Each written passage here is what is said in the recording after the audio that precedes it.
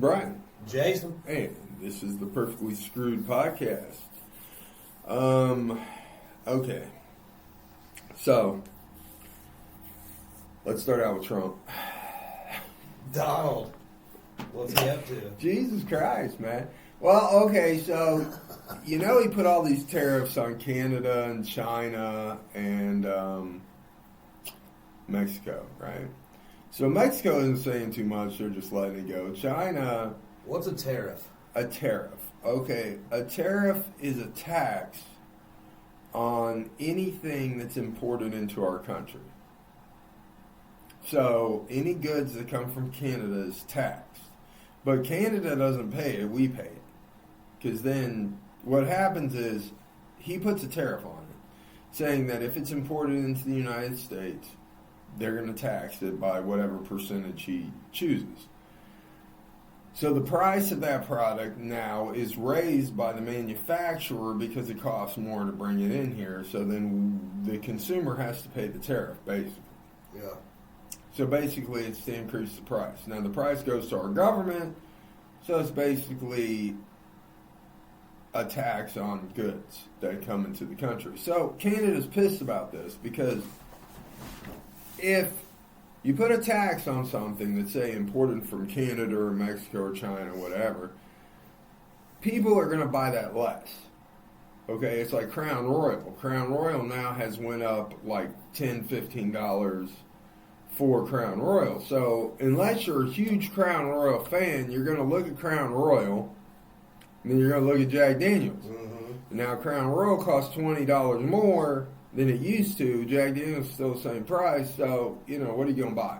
Right. Right, so this pisses off the country that it's coming in from, so now Canada has put a tariff on us.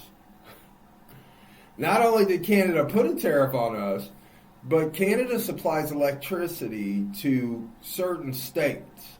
Okay, they supply electricity to the northern part of New York State, Maine, certain states that are right there near Canada. Near Niagara Falls. Right. Canada provides electricity for those states. So to combat these tariffs, not only did they put a tariff on our goods, they also banned all United States products in Canada. And they put a 25% tax on all electricity going to New York, Maine, and all those states. So now their electricity has risen by $200. Jesus. So Donald is pissed off about what they did. It's a pissing match. Yeah, it's a trade war, is what it is. Wow. So Donald's now pissed at that, so now he's jacking the tariff to 50% in Canada, which really, all of this does is it's a trade war and a pissing match between Donald Trump and Canada, Donald Trump and China. And what it does, though, it fucks everybody in this country, basically. It just fucks all the Americans right in the ass hard. Yeah. Because half of our auto parts are made in Canada. So now the price of cars, they already said, dude, the stock market tanked. The stock market went down 500 fucking points like the other day. And Donald Trump's on his true social media going off about it. Going, I don't know why the stock market's tanking. Well, your fucking stupid ass policies, dog. That's why. I mean, Jesus fucking Christ, dude. But Donald, he can't admit he's wrong, so dude, it's all in or it's retarded. He can't say, you know what, tariffs were a bad idea, guy. He did tell us to shut up about the price of eggs, though. He wrote that on our social media, too. He wrote, look, egg prices are high, just shut up about it. Dude, wasn't that one of your that was one of your fundamental things you said on the campaign trail. Day one, you're going to bring down the price of eggs and groceries. And now... Shut the fuck up. Yeah, 3 months later, you're like, shut the fuck up. I won. Go fuck yourself. Stop bitching about the fact that groceries are so high. We don't care. Fuck you. All right, Don. Thanks, guy. You know what? All I gotta say is, all the people that didn't vote for Donald Trump tried to tell all you people that did vote for him what the fuck was going to happen, and now the fuck it's happening. And you know what? Okay, well now you got what you wanted, motherfucker. Hell, you voted for the motherfucker, so there's no reason. I mean, people are bitching left and right now, and the thing is, you voted this guy in, okay? If you voted for Trump, you have nothing to bitch about at this point, because you had a vote. You cast your vote for who you cast it for. If you don't like what's going on now, you have no one to blame but your goddamn self. Do I think it would have been any better under Kamala, though? Hell no. No, it's of the same course shit. not. It would have been the same shit. Yeah, it's because it's these rich, powerful people can play these games because it's at the expense of us, dude. Well, there's also... It's like any other thing. It's like war. You know what I mean? Like, it's just a game that can be played by a very few select people. Right. And it's at the expense of everybody else. You know what I mean? Yeah. At the expense of me and you. Right. Like, I mean, I'm not going to war. No, but it's monopoly on but a I grand am. But I am scale. having to pay a lot fucking more for everything now. Yeah. The price of everything, it keeps going up, and I'm like, well, okay. Yeah. There's nothing you can do about it. Yeah, there's absolutely nothing. I mean, no matter who you vote in, it's the same dog, just with a different coat. I mean, you know. Right. You're all in the same basket. It doesn't matter. You're going to get fucked either way. The only difference, like I've said to many people, I said the only difference is, would you like a little lube with your fucking, or do you just want a raw dog? Because with Republicans, you just get bent over and raw dogged. With Democrats, they at least, put a little Vaseline around the taint before they fucking pound it in. Right. And that's all you can really ask. Yeah, they give you a reach around at least. I mean, you're still getting prison raped either way, but at least if I'm getting it right. At least with the Dems, they do give you a bit of a reach around. If the ass fucking is inevitable, of course I'll take the Vaseline. Why the fuck wouldn't I? Why the fuck wouldn't I? I mean, you might as well sweeten the deal with a little bit of a ball play while you're fucking me hard in the ass unwillingly. Okay, so today, though, I don't know. We're not talking about ass fucking. What the fuck we're talking about? I don't either. I went way off the rails. The rails have lost. That's what happens when you talk about Trump. Oh, Jesus Christ. Okay, this has went in the direction I didn't think I don't know how we got on prison rape, but we're talking about a guy named Bruce Mendenhall today. Brucey. Oh, Bruce Mendenhall. More of our conversations than we would like to admit end up on prison rape. I know. It's not really like for some not really where we start, but it seems to be where back. The whole conversation ends up. So Bruce, but we're talking about Bruce, and it's weird. He has a weird middle name, Delane. I don't know what kind of name is Delane. It's almost feminine in that. This guy's a goofball. Okay, look. What's his last name? Mendenhall? Mendenhall. And I want you to look him up because you will not believe who he looks like. I'm not going to say it straight out who this guy looks like, but if you've ever seen Office Space, if you've ever seen the movie Office Space, the moment you see this guy, you'll know who I'm talking about. I'm going to burn down the building, Jason. Yeah, dude, he does. He looks like Milton. He looks exactly like Milton. Burn down the building. That's okay. They said I could play the music at a reasonable volume. Maybe switch from the boss to the swing line. They switched the bosses to the swing line. Oh, but anyways, Bruce Mendenhall is an American serial killer. He was arrested in Tennessee in July 2007 and found guilty in 2010.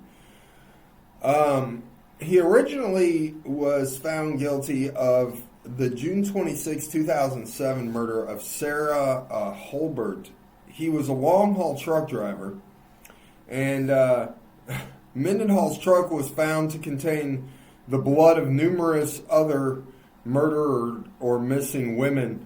Yeah, usually when they open up the back end of your semi and they find DNA and blood from a numerous amount of missing women, including the one you're wanted for, it's kind of an open and shut case. It's not really hard to convict you. I mean... No, I mean, unless you're hauling livestock, if there's blood in the back of your fucking trailer, you're probably...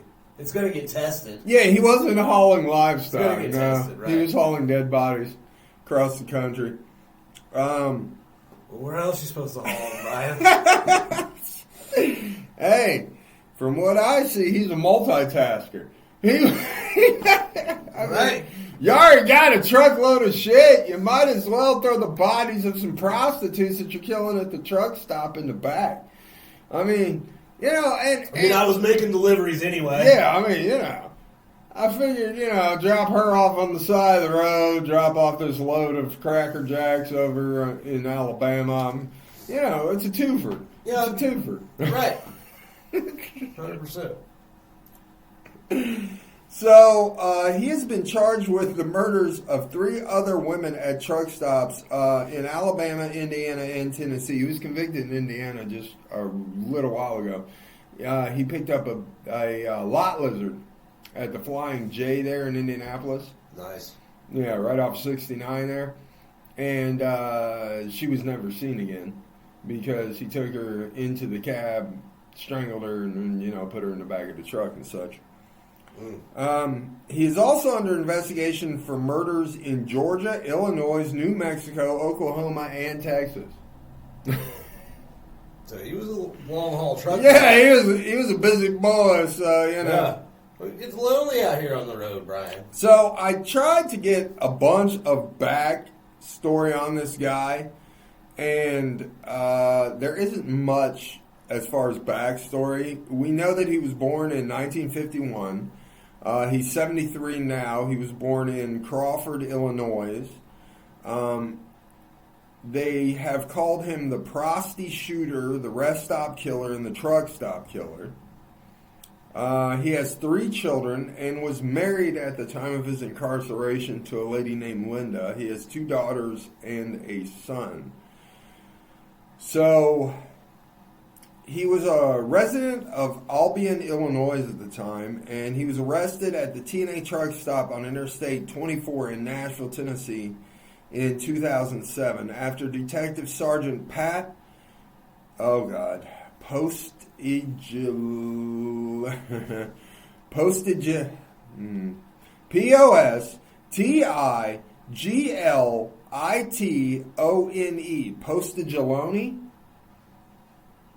Sounds good to me. Okay. Man. Jesus Christ. Why do these people have to have these fucking god-awful names, man? What was his first name? Pat. I would have just said... Pat is fine, but Postiglitone? I would have just said Pat Post. Anyways, the detective... Postiglitone. He spotted his truck, and it matched some surveillance footage from the night that Sarah Nicole Herbert was murdered at the same truck stop. He then went up to the vehicle and started inspecting it, and he saw a large quantity of blood and clothing that were also bloody, and identification and personal effects from an Indianapolis woman who had gone missing the day before. Well, I mean, Shit, Bruce. I'm not saying you made his job easy, but look. I'm not trying. Jesus. You killed this bitch in Tennessee. I want these goods delivered as much as anybody, Bruce. I do. But you think you could have stopped? I'm having a hard time. You think you could have stopped and got... I mean, you had her ID. You had her driver's license, motherfucker. I mean, at a certain point, there's just... how much evidence do you want to give these people?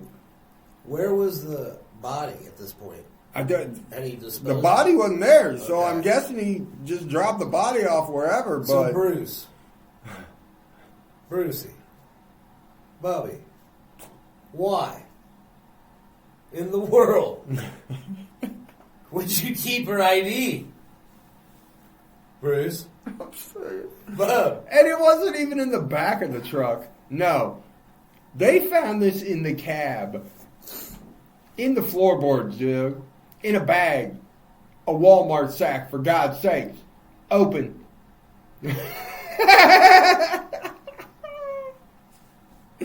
So, this was all found in a plastic Walmart sack along with blood that was spattered about the inside of the cab, including all over the steering wheel.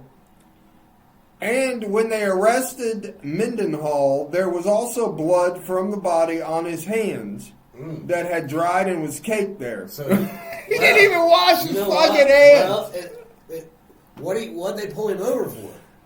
No, he was at the truck stop in Tennessee.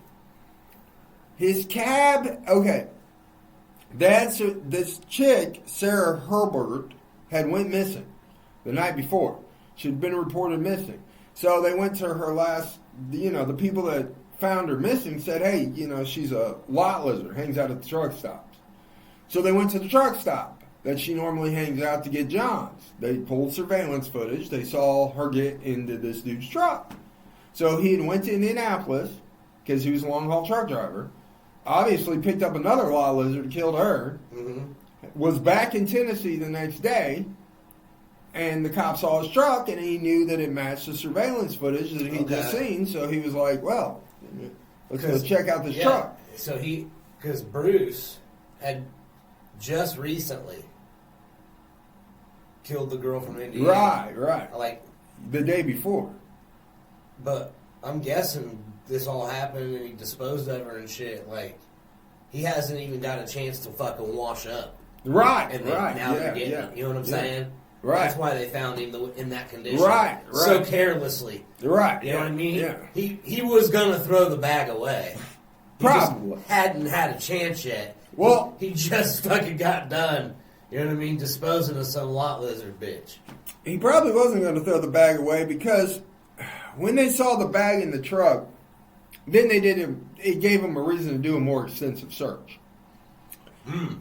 When they did a more extensive search of the truck, they found over 300 items in the truck, including a rifle, knives, handcuffs, latex gloves, several weapons cartridges, some discharged and used, black tape, a nightstick, many sex toys with DNA on them. Sampling of these items turned up DNA from 5 different women.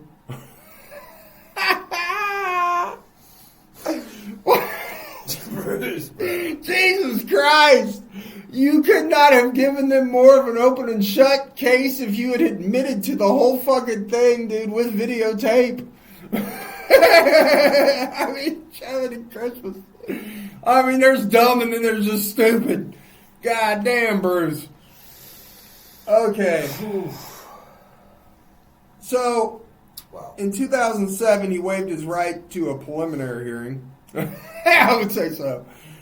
So his victims. Mendenhall's victims were primarily young prostitutes, usually found shot. Although detectives have determined that his method of killing may have changed over the years. During question, he implicated himself in the shooting death of Holbert, whose body was found on June 26, 2007. He also implicated himself in the shooting death of Samantha Winters in Lebanon, Tennessee, who was found in a truck stop trash can next to a dumpster. Yeah, that's how you do it. He didn't even take the bodies down the road. He just dumps them right there in the truck stop where he's at. God damn. In a trash can. In a 39-gallon hefty can. That's where he put her. Didn't even... God damn it, man. Oh, Jesus. Well, it's hard to get somebody up into the dumpster. You could have kept her in the truck, dumped her on the side of the road, down the road or something. Yeah, that's what He was indicted on the murders of Winters and was convicted and sentenced to life. Another victim killed on July 7, 2007 at a Flying J truck stop off of Interstate 465 in Indianapolis, Indiana, was found. Karma Pura, a 31-year-old mother of two, was last seen on the far south side of Indianapolis truck stop. Marion County prosecutor Carl Britzy charged Mendenhall with murder in the case. DNA tests link a large quantity of blood from Mendenhall's truck cab to the woman, and investigators also found her cell phone, ATM card, her clothing she wore the day she disappeared. Also, 4 years later, her remains were discovered in Kentucky off of I-65. So at least that one he took down the road, dumped her in Kentucky. Yeah. So at least he got a little smarter with that one. In Alabama, Mendenhall was also charged with the murder of Lucille Greta Carter, who was found nude in a trash bin with a plastic bag taped around her head. She was shot with a .22. Mendenhall was initially cooperative, but then ceased to implicate himself in other murders. They believe Mendenhall is responsible for murders in Atlanta, at a Motel 6, Swanee, Georgia, and a Gary, Indiana. They believe he's responsible for a murder in LaSalle, Illinois, and in Fairview, Tennessee. Jesus. And in another one in Georgia. And another one in Bucks, North Tennessee. So he was found guilty of first-degree murder in Tennessee. He received a life sentence for the murder of Samantha Winters. He was also given 65 years in Indiana for the murder of Karma Pura. He denied being a serial killer and claims to only be guilty of trusting a cop.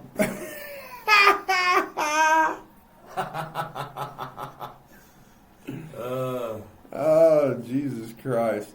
So he got 65 years in Indiana in January of 2025, so just this year. He was convicted here. But it doesn't matter because he's got to serve his life sentence in Tennessee first. So since that's life without parole, I highly doubt he's ever going to see time in Indiana. I mean, so they got him locked up in Tennessee right now. I mean, at a certain point... Man. At a certain point, this is my point here. I understand all of the families for all of these women want some kind of justice. They want the killer to go to court and be found guilty. But just logistically alone, you got to figure, look, if he's convicted of life in one state, is it really worth all the money to the taxpayers to move him around to all these different states where he did all these different crimes and convict him in all those states? Because, I mean, he's life without parole in Tennessee. He can't get out. Okay? He's never getting out. He's going to die and be buried in Tennessee. So, yeah, you convict him of 65 years to life in Indiana. Okay. But what for what? Yeah. For what? What's your end goal? Just to give the family some closure? Who cares? But it's just business. He can't. Yeah, but he can't get out. So it's like it's redundant. It's like when they give them like 12 life sentences for 12 murders. Okay, what do you expect? The guy to be reincarnated? You think he's going to be resurrected like Jesus and come out the grave and you're going to give him another life sentence? No. One is plenty. He's not gonna. I mean, he can't. I agree. I mean, I understand if there's a possibility of parole giving him multiple lives, because then you're ensuring that he's never getting out.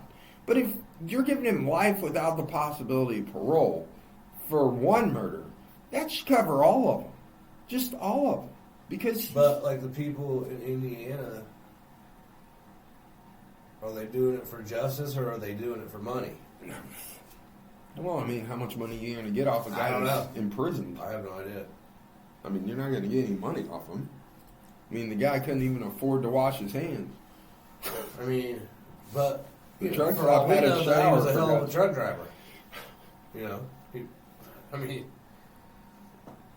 The dude was fucking safely fucking keeping sex toys in the back of the fucking trailer, getting fucking deliveries done. Oh, Jesus Christ. I can't believe they found all that shit in his fucking truck. I know. It wasn't even in the trailer. They found it in the cab, man. He wasn't even hiding the shit. Oh, no. Hell, the cop, when he walked up, said it was in a Walmart sack opened in the front seat. Her bloody clothes, her ID, everything. Jesus Christ. Here you go, officer. Yeah. Why not just put a big sign on the front, murder for hire? Right. It was me. They got him as soon as he walked out of the truck stop. He didn't even get to eat his Slim Jim, Jason. It's fucking horrible. Right. He had an icy in one hand, a Slim Jim in the other. Man. He was looking for a fruitful day of dropping off a load and then dropping off a load. Yeah. He was fucking about to pick up another lizard. Well, anyways, this is our story on Bruce Mendenhall, and we bastard. hope you liked it. We will see you next time. Later.